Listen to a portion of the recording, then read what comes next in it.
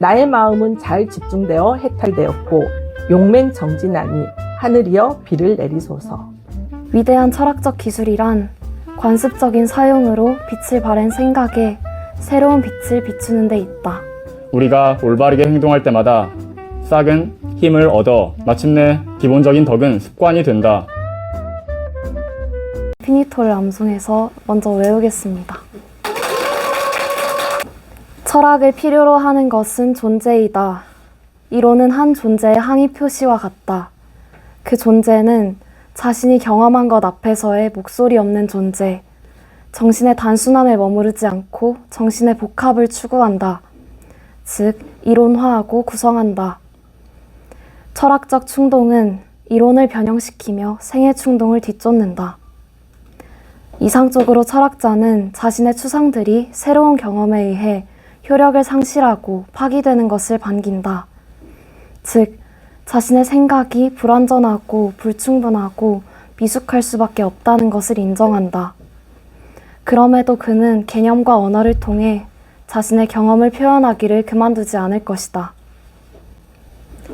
논피니토의 철학은 무한하게 잡다한 실제의 흔적을 보존한다. 논피니토는 하나의 정신적 상태로서 삶과 이론의 만남이 중단되지 않는 형식이다. 또한 모순을 받아들이고 자신의 철학 속에 그것을 뒤흔들 수도 있는 존재의 틈입을 허용하는 형식이다. 삶과 사유가 너무도 잘 융합하여 더 이상 어느 쪽이 먼저고 어느 쪽이 나중인지를 구분할 수 없게 되고 각자의 가장 귀중한 부분을 합쳐 하나의 결과를 만들어낼 때 둘의 만남은 궁극에 이르게 된다. 즉, 삶의 감정과 이론의 명석함이 하나가 되는 것이다. 독서의 위대한 순간, 철학의 위대한 순간이다. 동시에 이 순간은 더 이상 독서도 철학도 아니다.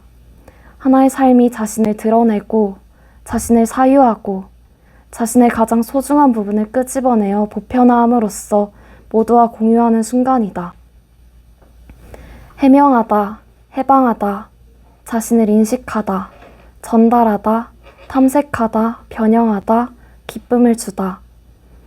이 과정들은 그 자체가 목적이라는 점에서 본원적인 욕망에 속한다. 이 욕망들은 각각 다른 방식으로 삶과 이론을 연결한다.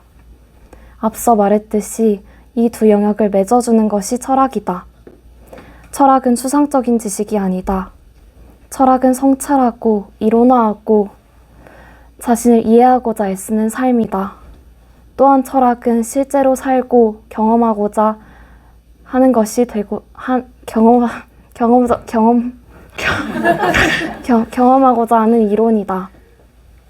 철학을 구성하는 이 각각의 욕망이 자신을 드러낼 때마다 존재와 사유의 만남이 실현된다. 해명하다.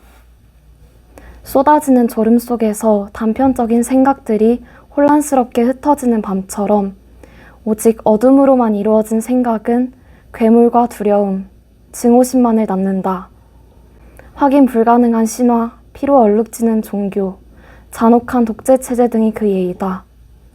영혼의 어둠과 암흑은 단지 비유에 그치지 않는다. 이것들은 철학이 영원히 맞서 싸워야 할 적이다. 해명은 일종의 투쟁이다. 해명의 과정은 언제나 관점의 변화를 요구한다. 조명의 변형은 예술이자 과학이다. 화가, 조명기사, 연출가, 안무가, 사진가, 영화감독은 빛을 조작하는 것이 곧 우리가 현실과 맺는 관계를 변화시키는 일이라는 사실을 잘 알고 있다. 조명에 따라 윤곽이 희미해지고 익숙한 대상이 비밀스러운 외양을 띠기 시작하며 어떤 얼굴은 굳은 표정으로 바뀌고 슬픈 줄만 알았던 다른 얼굴은 기쁜 표정을 띈다. 환상이 몸을 얻고 낯익은 것이 있던 자리에 낯선 것이 자리 잡는다.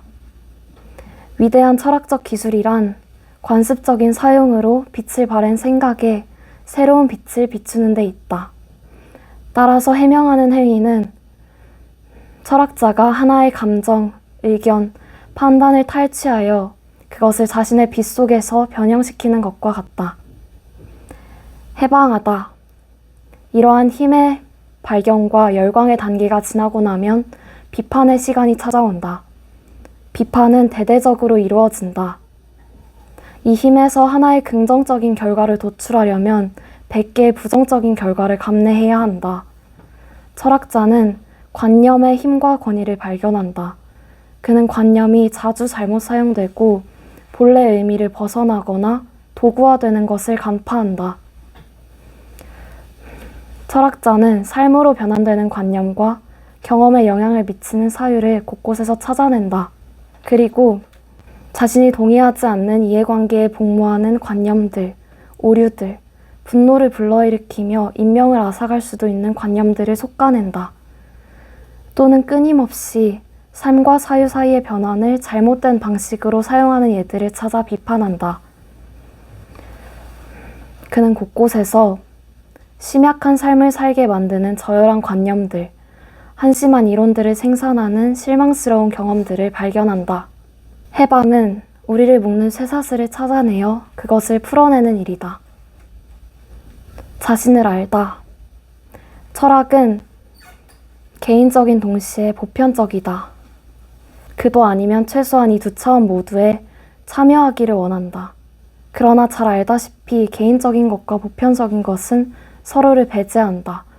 우리가 자기 자신에 대해 말할 때 다른 모든 사람에 대해 말할 자격을 얻지 못하는 것과 같다. 철학의 패러독스는 바로 이 낯선 상황에서 비롯된다. 개별적인 동시에 일반적일 수 없음에도 철학은 이 두 차원 모두를 동시에 취하고자 한다. 개별적인 것과 보편적인 것이 서로 결합된다. 그러나 우리는 이것이 어떻게 가능한지 잘 알지 못한다. 자신을 알고자 하는 욕망이 이 비밀을 푸는 열쇠이다. 우리가 자신의 삶에 대해 진지하고 명료한 인식을 얻기 위해 내면을 더 깊이 탐구하면 할수록 우리는 자기 자신에 대한 지식으로부터 타인에게도 소용이 되는 진리를 도출해낼 가능성을 확장하게 된다. 사실상 거의 모든 철학에 포함되어 있는 이 과정은 너 자신을 알라는 말로 표현된다. 우리는 오직 뱃속의 진리만을 신뢰할 수 있다. 그 진리들은 하나의 삶을 대변한다. 저항하고 반항하는 그 진리들이야말로 우리를 보편적인 것의 반복이 주는 지루함에서 벗어나게 해준다. 이 삶은 당신에게 무슨 의미가 있는가? 결국 자신을 안다는 것은 이 질문을 만나고 그것을 감당한다는 것을 의미한다. 이 질문을 견디고 이 질문이 우리에게 제공하는 약속을 감지하는 것, 즉, 이 질문이 불러일으키는 현기증과 이 질문이 우리에게 부여하는 자유를 동시에 맛보는 것이다. 무언가 할 말이 있을 것도 같다. 그러나 정확한 말을 찾는 게 여간 어렵지 않다. 존재와 사유로부터 둘의 가장 내밀한 만남에서부터 삶의 가치에 대한 질문이 제기된다. 드디어 이곳까지 온 것이다. 이곳이 철학의 중심이다. 우리는 욕망하고 해명하고 해방하고 자신을 알고자 애쓰고 행동한다. 너에게 이 삶은 어떤 의미가 있는가? 이 질문을 즐기는 것이야말로 진정으로 현명한 방법일 것이다. 대답하지 않는 편이 낫다. 그냥 이 질문을 지닌 채로 살아가는 편이 낫다. 전달하다. 철학은 매우 다양한 것으로부터 영감을 얻는다. 만남, 체험, 독서, 명상, 자기 성찰, 싸움과 욕망 등 어느 것이라도 상관없다. 그러나 공식적으로 외면화하는 작업 없이는 영감도 소용이 없다. 즉, 날숨이 있어야 들숨도 가능해지는 것이다. 이것이 전달이라는 작업이다. 숨을 들이쉬고 내쉬는 행위는 우리가 자기 자신에게 다가갔다가 거기서 발견한 것을 바깥으로 확산시키는 반복적인 순환 과정의 양극에 해당한다. 철학에 있어 전달은 부차적인 작업이 아니다. 전달은 철학의 중심이다. 사유는 처음에 추상적인 무엇이었다. 그것을 표현하는 단어들은 철학자가 스스로를 설득하고 용기를 얻기 위해 속으로 되뇌던 공허한 구호 혹은 상투어구 같은 것이었다.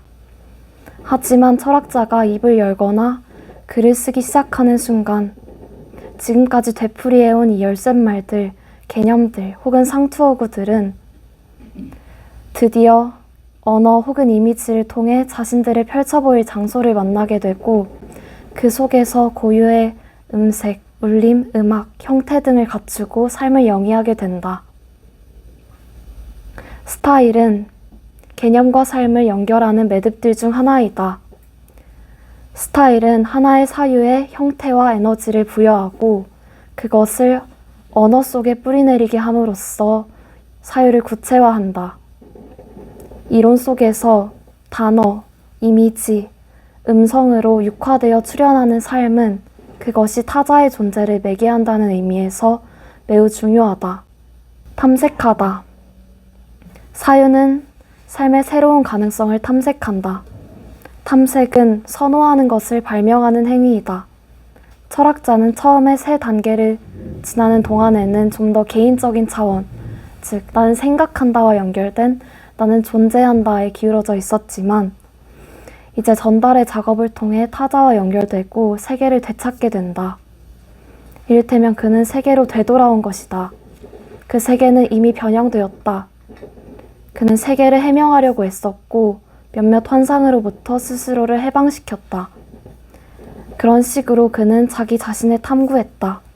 그리고 이제 더 건설적인 단계에 도달했다. 그는 탐색한다. 다시 말해 삶과 사유의 관계를 실질적으로 살찌우기 위한 길을 찾아 나선다. 변형하다. 탐색이 새로운 가능성을 찾는 것을 의미한다면 변형은 새로운 현실을 창조하는 것이다. 이 작업 속에서 철학은 가장 구체적이고 가시적인 단계, 가장 지속적인 흔적을 남기는 단계에 도달한다. 우리가 쟁취한 진리를 구체화하는 것, 그것에 활력을 불어넣는 작업이 필요하다. 철학은 존재를 의미로 변형한다. 이 변형이야말로 가장 강력한 실존적 영향력을 행사한다. 사람들이 철학을 시간 낭비로 여기는 건 이 변형에 실패했을 때이다. 우리는 일반적으로 어딘가에서 의미를 빌려온다. 온갖 의미들로 가득 찬 시장이 존재한다. 우리는 그 시장을 가족, 학교, 병영, 연구, 노동, 제도, 종교, 문화 등 다양한 이름으로 부른다. 의미는 봄날의 데이지꽃만큼이나 지천에 있다. 그냥 지나가다가 몇 송이 꺾으면 그만이다. 그러나 이미 해명, 해방, 자기인식, 전달, 탐색의 긴 단계들을 통과한 철학자로서는 더 이상 남에게 의미를 빌려다 쓰는 일이 불가능해진다. 너무 많은 것들이 파괴되고 너무 많은 책략이 폭로되었다. 이 속에서 일종의 자율성이 형성된다. 그 결과로 철학자는 남들이 아닌 자기 자신에게 의지할 수 있게 된다. 그가 만약 자신의 삶에 대한 어떤 초월적인 정당화도 거부한다면 그에게 남은 선택은 오로지 자신의 삶으로 삶을 정당화하는 것, 자신의 존재 자체 속에서 존재의 의미를 발견하는 것뿐이다. 즉, 자신을 변형시켜야 한다. 단지 존재하는 데 머무는 것이 아니라 그 존재로부터 어떤 의미를 추출할 수 있는 방식으로 존재하는 것이다. 기쁨을 주다. 기쁨을 주는 단계는 매우 드물게만 도달할 수 있는 정상이다. 그것은 터져나오는 웃음, 환희이다. 철학에 보내는 작별 인사이다. 그러나 우리는 철학으로 다시 돌아온다. 그것은 공모관계이며 고차원의 감정이다. 내려오는 막이다. 철학을 비웃는 것이 진정으로 철학하는 것이라고 한 파스칼의 말이다. 그것은 쓰고 나서 곧 잊는 것이다. 게임이다. 언어의 부질없음이다. 하나의 단어, 그것의 씨앗이다. 모든 것이 변했기 때문에 모든 것을 원점에서 다시 시작하는 것이다. 그것은 작은 병 속 깊숙이 담겨져 있는 진리이다. 아이의 웃음이다. 음악이다. 사랑이다. 기쁨을 주는 것은 매우 개인적인 행위이다. 그래서 각자에게 달렸다.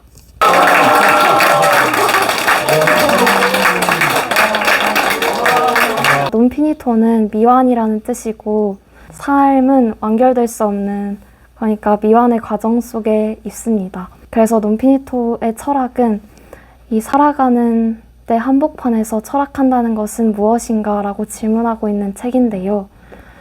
처음에 이 7단계를 만났을 때 해명하다, 해방하다, 자신을 인식하다, 전달하다, 탐색하다, 변형하다, 기쁨을 주다를 만났을 때 남산에 와서 공부했던 시간들이 떠올랐습니다. 그래서 그 시간들 중에서도 뭔가 이 공부가 나한테 기쁜 일이라고 느꼈던 순간들이 떠올랐는데요. 파스칼 샤보가 말하듯이 공부하는 것은 오직 삶과 사유가 만나는 것, 그 만남 그 자체일 뿐입니다. 그래서 읽으면서 너무 좋았고 그래서 들려주고 싶었습니다.